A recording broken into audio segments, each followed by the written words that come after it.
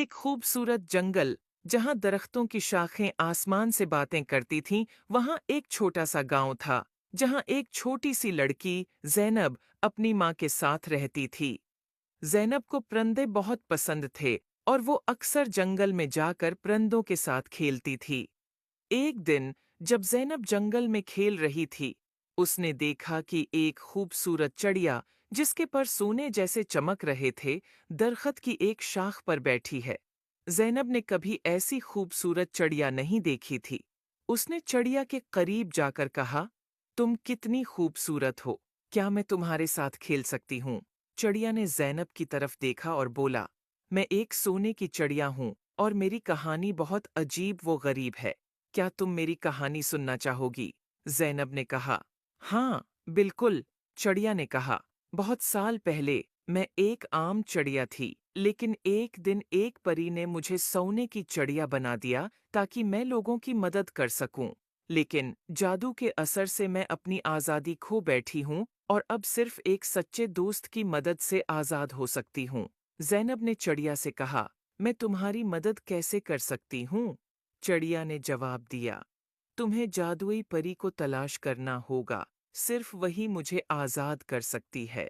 जैनब ने वादा किया कि वो परी को ज़रूर तलाश करेगी। अगले दिन जैनब ने अपनी तलाश शुरू की और जंगल के बीचों बीच एक खूबसूरत झील तक पहुंची और उसने देखा कि एक खूबसूरत परी पानी की सतह पर उड़ रही है। जैनब ने परी को पुकारा, अये जादुई परी, क्या आप मेरी मदद कर सकती हैं? परी ने जैनब की तरफ देखकर मुस्कुराकर कहा, हाँ, प्यारी बच्ची, बताओ, क्या मसला है? जैनब ने परी को सोने की चिड़िया के बारे में बताया। परी ने कहा, तुम्हारी नेक नीति ने मुझे बहुत मुतासिर किया है, मैं तुम्हारी मदद करूंगी। परी ने अपनी जादुई छुरी से झील के पानी को छुआ और एक रोशनी का गोल दायरा बनाया। उसने जैनब से कहा, चलो, मुझे उस चिड़िया के पास ले चलो। जैनब और परी दोनों चिड़िया के पास पहुंचे। परी ने चिड़िया की तरफ देखा और कहा, तुम्हें आजाद करने का वक्त आ गया है।